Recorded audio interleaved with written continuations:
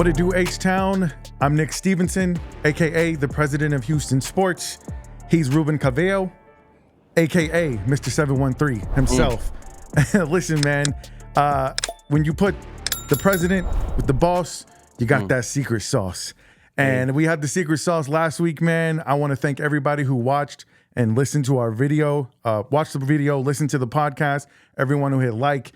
For our first time around, man, we're so gracious that everybody was able to check us out. I don't know about you, Ruben, but if it's not for them, we're just here talking to ourselves, bud. Hey, man, our episode was so nice. We had to do it twice. We had over 1,200 listeners in our first ever episode. Absolutely. I am excited for the rest of the season, man. 100%, 100%. Well, I will tell you what, man. I'll tell you who had that secret sauce on Sunday. That was Joe Mixon and this Houston Texans running game. Let's hop into it, dude. Week 1 versus the Colts. Texans get a 29-27 victory. Another nail biter. We had too many of those last year. We start the season off with one as well. But I just want to get your overall thoughts, man. What are your thoughts on Week 1 versus the Colts? Yeah, man, get used to close games with this new Houston Texans team. And, I was used to it after the, 10 heart attacks I had last year. But I feel good coming out of Week 1, leading into this game. You heard Jimmy Ward said it's a must win. It feels like a playoff game. It definitely was a playoff atmosphere out there. There was so much trash talk from both organizations, a little bit more from the Indianapolis Colts side with Zaire Franklin and EJ Speed having their podcast. But you talked about it before. Joe Mixon, what a fantastic introduction to the Houston Texans. 159 yards on the ground, 5.3 yards a carry, 1 tutty. He also gave you 3 receptions for 19 yards. Joe Mixon did everything that you wanted to see when you signed him, right? We were so upset that we didn't get Saquon Barkley, but when we got Joe Mixon, I was saying, hey, this is basically the same type of running back that we wanted, and he proved all the doubters wrong. He definitely said, even though I'm getting close to 30, look what I can do. Now, I don't want to see any more 30-plus carry games from Joe Mixon, but in a game where it felt like our passing attack wasn't really connecting just yet, it's glad to know you can rely on Joe Mixon. I mean, dude, there was like at least 5 different plays where he was about to get blasted in the backfield, and what does he do? Gives him a little shimmy, makes a miss, takes it for 5 yards. We haven't seen a running back like this since Arian Foster. Nick. No, not at all. And he was delivering some punishment, too. By the time we got to the fourth quarter, man, them linebackers didn't want nothing to do with him. Those boys out. I mean, bro, did you feel Speed and Franklin this game? No, not at all. Not at all. I didn't even hear their name called very often, to be honest with you, man. What? And I'm telling you, like you said, we haven't had that type of running game. And I got to be honest with you, man, I was optimistic about Joe Mixon, but we didn't see him in the preseason, so I didn't know what to expect. And we talked about in our keys to the game, man, we got to at least run for $100, right? Well, how about $150 plus? Like, I can't tell. What a perfect start. Yeah. As a combined, yeah, for sure. But out of one player, Joe Mixon going for over 150, man, I didn't see that coming, but I'll take it. But like you said, don't want him taking that many hits. The good news was that Dameon Pierce, and I'm going to give credit to the fact that I wore his jersey last week. Dameon Pierce looked pretty good too, man. I think that, like you said, the passing game, it was not what we were expecting. And even CJ said, man, first week jitters. What we talked about before, offensive line, first time all playing together. Sure. So there was definitely it could have been sharper, but you still scored 29 points, man. I mean, that's not too bad. So I say the overall feeling is good. Look, we're going to break it down a little bit more, and we got to talk about the good, the bad, and the ugly. We cannot ignore in victory what we would not ignore in defeat, of course. But what I want to say is, what's the one thing that happened in this game? Because we gave our keys to the game, and I want to revisit those. Your 3 keys to the game, you said you had to make Anthony Richardson be a passer, which I still think you were right about that. There's two sides to that, bro. There's 2 sides to that. Yeah, go ahead. I think you were right about that, man. Yes, he had 2 phenomenal plays. But other than that, he wasn't good, man. Exactly. He did not have a good game. And that's why I say I believe you were right in your key to the game. What was your assessment of him overall in his performance? Dude, he reminds me of a young Deshaun Watson. Remember, Watson came in fearless, inaccurate as hell, but he'll have 2 or 3 just highlight plays. And Anthony Richardson, he got my respect in that area, man. He has the wow factor, the Yeah. big play ability. Almost all of their points came off of big plays. The deep one to Alex Pearson, the touchdown. That was on Jimmy Ward. He's supposed to be the deep safety. You're supposed to know nothing can get by Yeah. you. Jimmy Ward also led up that other huge go up and get him on 3rd and 14, which led to an Anthony Richardson touchdown. The other big play was the one where Azeez Al-Shaair was in coverage, and the wide receiver catches it and takes it for about 60 yards. Outside of those 3 big plays, Mm-hmm. Anthony Richardson gave you nothing. He gave you an interception in the red zone, and he also had another one, but Henry To'oTo'o, Yeah, blocked it away instead of Kalen Bullock getting his second one. for sure. I do not think Anthony Richardson right now can make that 3rd and 11 throw that C.J. Stroud did. No. So when I say he reminds me of Deshaun Watson, we used to live and die by the home run play. We're not like that anymore. And Indy, I think that's going to probably be their bread and butter of the season. Yes, when you look at the stat line, it's going to say Anthony Richardson was 9 of 19, but you see almost 300 yards. You see 2+ touchdowns, 1 on the ground, 50+ yards. He has a wow factor to him. But like I said, man, make him throw the ball. He's inaccurate as hell. And Anthony Richardson probably should have been 12, 13 of 19 too. I mean, he missed a couple of wide open guys, and it was bad. Yeah, he. Here's the thing: you brought it up. He hits the home runs, man. But the difference between good quarterbacks and great quarterbacks is the great quarterbacks can hit the singles too. Exactly. They can hit the layups. And CJ, he knows how to make every throw. Every throw from Anthony Richardson is a bullet pass. It's either a bullet pass or he's throwing it 80 yards.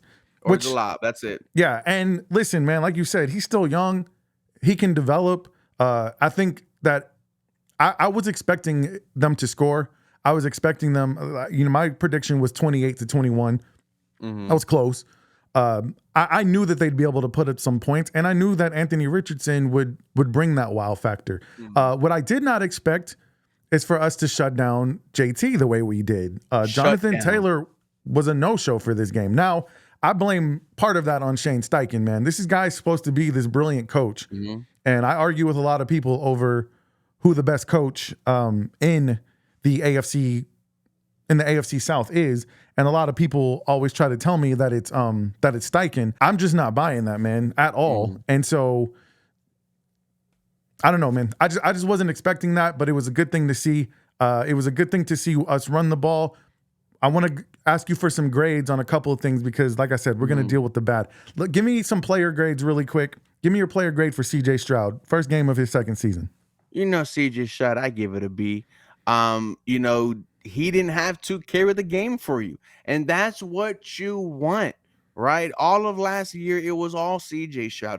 That's what got you the 10 wins. That's what got you into the playoffs and the AFC South Division title. This season, we saw the Russian attack finally. When was the last time we said the Houston Texans won the game because they rushed the ball? It's been years since we say that, and I mentioned it all off season. When the Houston Texans have a 100-yard rusher, they are undefeated, and that still holds true today. They are 1-0 when they have a 100-yard rusher. You brought up earlier shutting down Jonathan Taylor, right? Let's credit our head coach, D'Amico Ryans. New defensive line, Fo Lorenzo Fatukasi, Mario Edwards Jr., Daniil Hunter. If you remember, Will Anderson Jr. barely even played in that Week 18 game because of the ankle injury, and they shut down Jonathan Taylor. They balled out. I mean, people were talking about 150 yards. He didn't even get 50. Wrong running back. It was Joe Mixon who won the game on the ground. And, the Texans defense, they put the Colts in multiple 2nd and long, 3rd and long situations. And that's where we saw some of the inaccuracies of Anthony Richardson, right? You can bring up those 3 big plays all you want, but there's 3 other touchdowns that were left on the field because he just could not hit a Donnie Mitchell who beat both Derek Stingley and Kamari Lassiter for deep. He just couldn't put it right in their hands, man. And I didn't really agree with that illegal contact call. I mean, he might have touched him, but no, I felt like they were.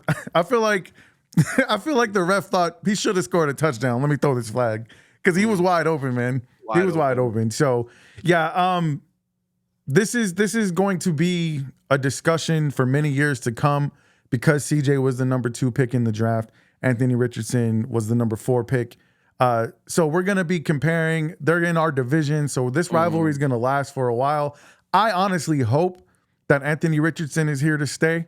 I want the AFC South to be a good division. It makes it more interesting for us, and it makes it more fulfilling. All the years that we won the division, man, most of the time our division was absolute garbage when we won it. And so I feel like iron sharpens iron, and we have a good division, and we're playing good games within our division. By the time we get to the playoffs and we're playing the big boys, it's not that big of a shock to your system, right? So CJ Stroud, I give him a B+, and here's why. Number one, pass protection in the first quarter was terrible. Garbage. It was not good at all. And he still made some pretty incredible plays. That play where he slipped and then got it to Brevin Jordan, that was an incredible play. But also in the fourth quarter, dude was 9 for 9. He did not miss. And like you brought up, he made the throw of the game on 3rd and 11 to Nico Collins that really sealed the deal. I know the run by Joe Mixon sealed the deal, but once we got that first down, the way Joe Mixon had been running, there was no chance that Indy was going to stop him from getting a first down to run the clock down. So I give him a B+ just because we know he can be sharper. He missed the throw to Tank Dell that should have been a touchdown. He missed a couple of throws to Tank actually. So I think, like he said, week 1 jitters. The way that these teams do training camp now with no contact, the way that their practices are limited, and then the fact that, I mean, even in practice, we didn't see the offensive line together at all during the preseason, and probably very little in practices. Joe Mixon didn't see him in the preseason at all. So I saw a lot of rusty football in week 1. It wasn't just from the Texans, man. I think it's not about how you start, it's how you finish, man. So the next grade I want to ask you for is Stephon Diggs. What would you give him in his first game as a Texan? Man, I give it an A. I give it an A+. You look at those 6 receptions, I'll give you 4 of them, right? Because you had a huge catch every quarter. First catch of his, tenure with the Houston Texans sets us up for field goal range. That's 3 points because of him. In the second quarter, on the 3rd and 6, touchdown, first ever touchdown as a Houston Texans. First touchdowns for the Houston Texans this year, like I predicted on Bleacher Report. Shout out to Ocho Cinco. Yes, you did. Fourth quarter, 4th and goal, touchdown to put the game away. Like, Stephon Diggs had a huge impact in this game, and I know for a fact there's going to be games down the road where we'll see Stephon Diggs with the 100 yards, Tank Dell with the 2 touchdowns, Nico Collins with the 40 yards. That's what we want to see from this Houston Texans wide receiver core, not really having just one guy. No, you have 3 legit number 1 options, and Bobby Slowick, he spread the ball around. He gave Nico 8 receptions. He gave Tink 7 receptions. He gave Stephon Diggs 6 receptions. When you look at that, he spread the ball around, and Stephon Diggs just had a fantastic day, not only on the field, but you see him on the sideline in consistent communication with the offense, with this quarterback. The honeymoon is still honeymooning, man. It is great having Stephon Diggs as a Houston Texan. Absolutely. I gave him an A+ also, man, because I did my show just right after we did our first episode last week. And I said, Stephon Diggs doesn't have to be spectacular on this team. And that's not my expectation of him. My expectation is be consistent. And when you're targeted, catch the ball. He got targeted 6 times. He caught the ball 6 times, 2 touchdowns. I think he did. It was perfect, man. And like you said, he has been a leader on this team. He's got the C on his chest. So far, so good. Like you said, honeymoon is still going. Give me your grade on the offensive line.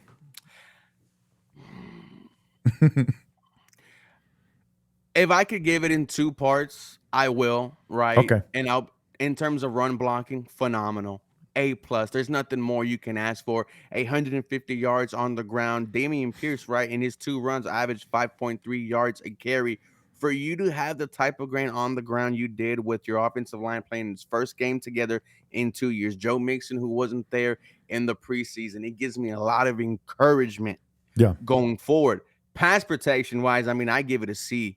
Yeah, right. That first half, he sacked 3 times. Second half, CJ Stroud only gets sacked 1 time, and that's in the middle of the third quarter. So for the last 20 minutes of the game, CJ Stroud was upright. And like Stephon Diggs said, when this offensive line needed to drop they did. And we expected some rustiness. We talked about rustiness, and going forward, I just think that this O line will get better. You also have to look at the front four we were going against: Quiddy Pay, DeForest Brunkner, Grover Stewart, Latu, their top draft pick, who had 5 pressures in the game. Like I said, it definitely wasn't easy at all in terms of pass protection, but it got better. However, the run game phenomenal in the entire 4 quarters. Yeah, for sure. So if you combine that A plus that I would give them for the run and a C for pass, I mean, they're somewhere in the B plus range. Let's give They it a high B. Let's yeah, give it a they high can B, right? they can get better. The good outweighs the bad in this one because the rushing game ultimately got you the W. Hmm. But like I said, it felt like this passing attack just, was missing a little something. So Yeah. hopefully they figure it out soon. Yeah, I trust this coaching staff 100%. to and it happens every season. The team we saw week 1 of last season was not the same team we saw come week 18. No. So let's not panic about it, but it definitely does have to get better. We don't want to ignore it. Speaking of things that need to get better, what is your grade on the secondary?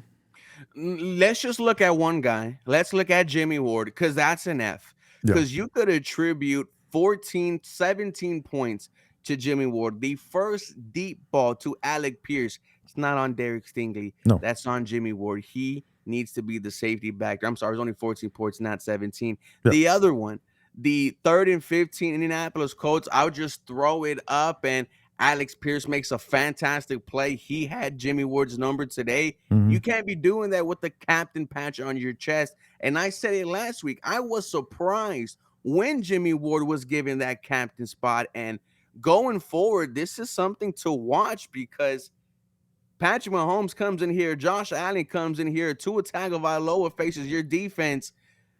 They're going to exploit Jimmy Ward. You just saw what Tyreek did, yesterday. I'm sorry, on Sunday after getting arrested. I have some concerns going forward with Jimmy Ward. Lassiter looked good. Stingley looked good. Kalen Bullock almost had 2 interceptions. The one off of the overthrow, and if Henry Tua doesn't block it, it's right in the hands of Kalen Bullock. So I think outside of Jimmy Ward, man, it was good, but Jimmy was bad. It was really bad, and it could cost you some games going forward. Yeah. And even before he got hurt last season, we saw a lot of that between him and Petrie. I mean, the Browns game, Amari Cooper lit him up. Yeah, for sure. So I think the C comes from he's a veteran. He's played on D'Amico's teams before. I'm sure he's a very, very smart football player. But at the end of the day, like you said, this team, we have expectations now. This isn't last season. We're not going to be just okay with better. This team has, there's no moral victories anymore. And like you said, the big boys, they're coming to town. They're going to come to town. And this defense in this particular game, I get it's week 1, did not look like a defense that's ready to face the Kansas City Chiefs, that's ready to face Lamar Jackson and the Ravens, any of the potent offenses that are in the NFL. And that's okay, because it's week 1 and you get a chance to make up for that. I give the secondary, like you said, Lassiter and Stingley were good. They were really good. It's just those big plays. When you see them on the stat sheet, it looks like the whole secondary struggled. But if you watch the game, you know who to blame for the majority of that. So I hope he can get better. I don't know if he's dealing with any injuries still, or he shouldn't be, bro. Maybe but he's just. You I can't mean, be he's having this. Yeah, he's just maybe getting a little long in the tooth. I'm not sure, but yeah, I think D'Amico is going to give him a chance to correct it.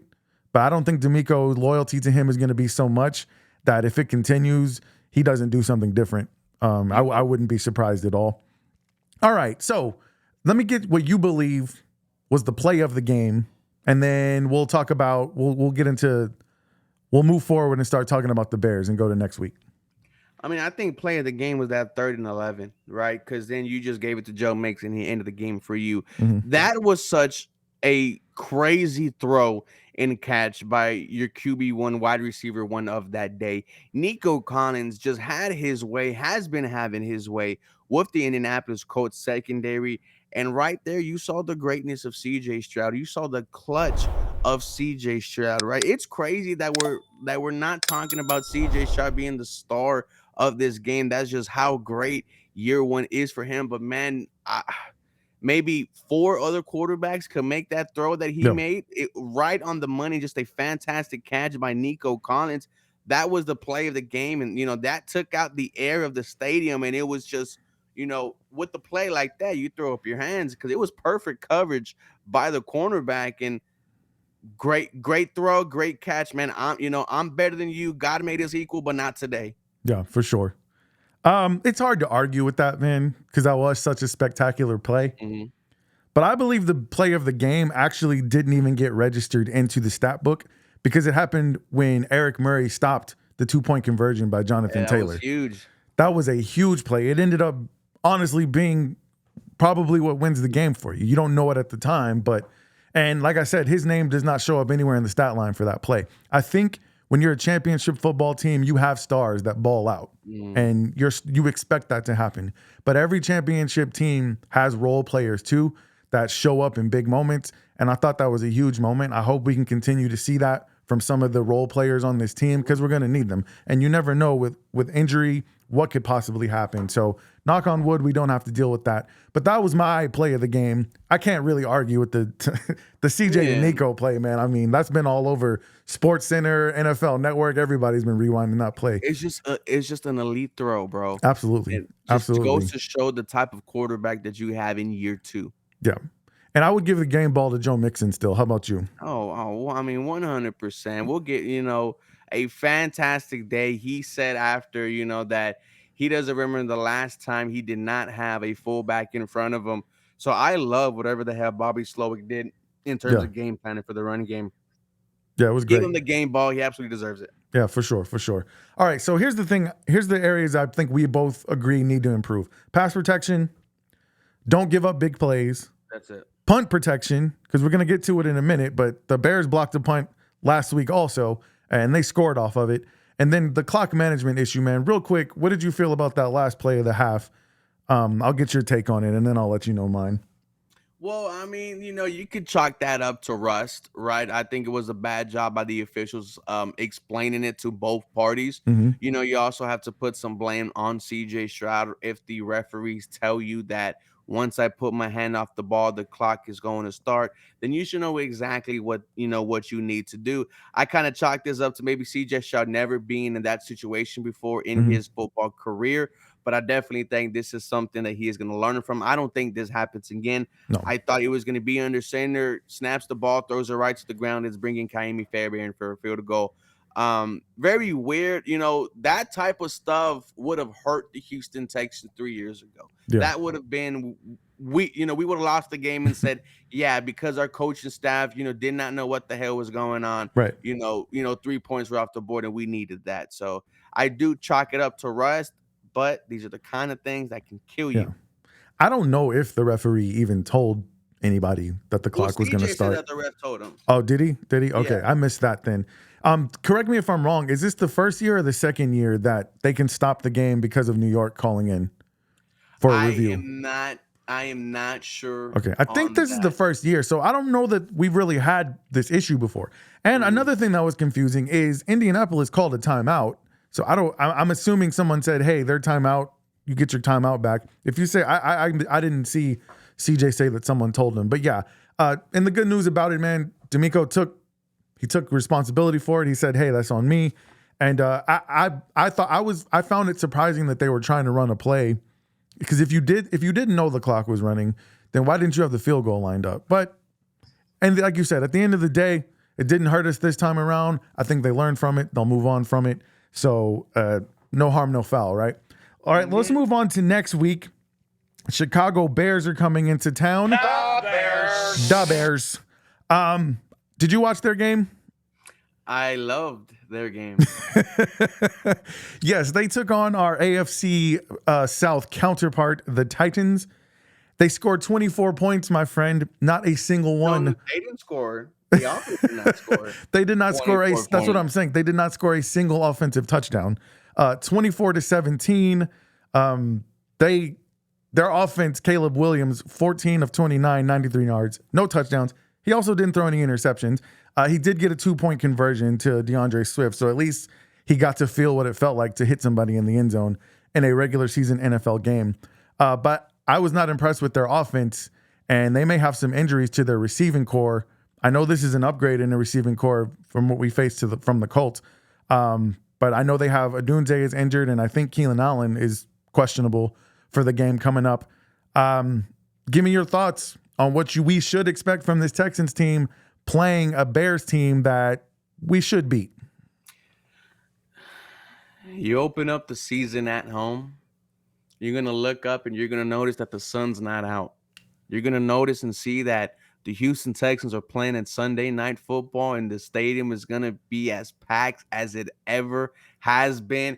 We've been waiting for this, Nick, all offseason. I've been waiting for this season for 20 plus years. The Houston Texans are going to dominate this game. I have them winning 30-14. I think they are just going to run over the Chicago Bears. Like I said, when you don't score an offensive touchdown but still win the game, something happens. And if I'm a Tennessee Titans fan, I woke up sick to my stomach on Monday with all the trash talk that I was spewing all off season, all the Will Levis propaganda. I'll give him a Mayo Cologne contract. Worry about play on the field, buddy. And he gave the game away. When you saw the reaction from the Titans fan base, bro, they were defeated, but I don't care about them. We'll see them later on. With the Bears, it's a young quarterback. However, you do have to take him serious, because if it's anyone who knows how dangerous a year one quarterback could be, it is the Houston Texans. With the injuries to their wide receiving core, I think our defense is going to be able to feast. I think the moment's going to be too bright for Caleb. It's going to be H-Town 2. We drown all day, man. It's going to be fun. I can't wait. Yeah, for sure. Let's talk about some of the keys to the game. Some of the things that went wrong in the Colts game still can get you beat in this game. The Bears, their special teams unit scored a touchdown on a blocked punt. And also DeAndre Carter, he had a 67-yard kickoff return, and he averaged 12.8 on his punt returns. So they're going to have to be solid on special teams. DeAndre Swift is a really good running back. We just saw what the Texans did to another really good running back. So I think you're right, man. First home game of the season is going to be rocking. I'm sure the legends will be in the building. Andre Johnson will be out there. We'll probably have Jonathan Joseph, maybe even J.J. Watt shows up. It's going to be insane in that building. And I think the motivation to show a better showing than what they showed this week is going to be there as well. And when the bright lights come on, man, C.J. Stroud, we already know he's not afraid of the moment. So, and I don't know if it's going to be too big of a moment for Caleb. I just don't know how comfortable he is with his team right now. And it's game. Same thing we said about our game. It is week 1 of the season. We don't know how good the Titans defense is. Like, maybe the Titans defense is that good. I don't know. No, don't buy into that bull crap. Don't buy into those moral victories, bro. Like you. Yeah, man. Look, man. I'm in the AFC South war zone, loving it, man. I'm in there too. It's ridiculous. and where have they gone? Where have they crickets, gone? Bro? Absolute crickets. All right, I want to do the same thing we did for the Colts game with this game. Tell me the keys to the game. The Houston Texans will win this game if. Yeah, real quick, man. The Houston Texans will win this game if this running game did exactly what they did last week. The Bears, they had a tough time stopping Spears and Tony Pollard. I'm expecting Joe Mixon to have another great game on the ground. Can we see the arrival of this passing attack? They are playing a better secondary, but overall, I think this offense is going to be ready for the Chicago Bears defense. So the ground game is key for me. Keep CJ Stroud upright. Let's not let him touch the ground at all. That's going to be one of my keys for every single game coming up. 100%. On the defensive side, contain Caleb Williams. We know how special he can be in terms of escapability. I'm not sure if that's a word, but he's able to move around that pocket like anyone's business. So keep him contained, put him on his back, and you're going to single-handedly win this game pretty easily. Yeah. Don't let the paint and nails fool you, though. Dude can ball. And the thing is we saw CJ didn't look great in his first game last season. He struggled in the second game. So I'm not going to sleep on this dude, but if the Texans handle their business the way they should, then I believe they do win this game easily. You said, what, 34-17? I said, yeah. Well, let me go 30-14. Let me go 30-14. Okay. I don't know if we're gonna put up 30 on the Bears defense because I do think the Bears have a good defense, but I can see us putting up. What's that? You think it's better than Colts? I think their secondary is better. That's a good question, man. We'll see. Yeah. I think the secondary is better. I can't argue against the Colts front. The Colts front's legit. But I do think they have a better secondary. We'll see, man. I'm gonna say we put up. I'm gonna say 27-10 because our defense is gonna ball. It's almost the same as mine. 27-10. I like it. Let's do it. 27-10. All right, man. So my confidence level, I still say it's an 8. What's your number? Let's take it at 8. If we win, I'm gonna go up every single point until we're out there. Gotcha. This is where Houston comes into play. Let's see how loud you are, how rocking you are with the expectations of Super Bowl in the air. Yeah, for sure, man. This is the time, and we've seen it with Houston Texans teams in the past, and I know you told me to lose this mentality. Texans teams of the past have crapped the bed when they get on national TV. So we don't want to see that anymore. This is a new day, a new age. I believe they're going to ball out, and I'm going to keep that confidence going until they prove otherwise to us. All right, man. So that's going to do it for this week, man. I'm so hyped, man. Can't wait for the game. Sunday Night Football, Houston Texans. Real quick, I want to shout out a RIP to James Earl Jones, who passed away yesterday. Man, that's a heavy loss in the world of art, in the world of entertainment, in the world of film. All my childhood memories, man. Darth Vader, Mufasa, it's crazy, man. So I want to shout out a RIP to him, and I want to thank every single one of you guys for watching this show once again. Please don't forget to follow 713 Houston Sports.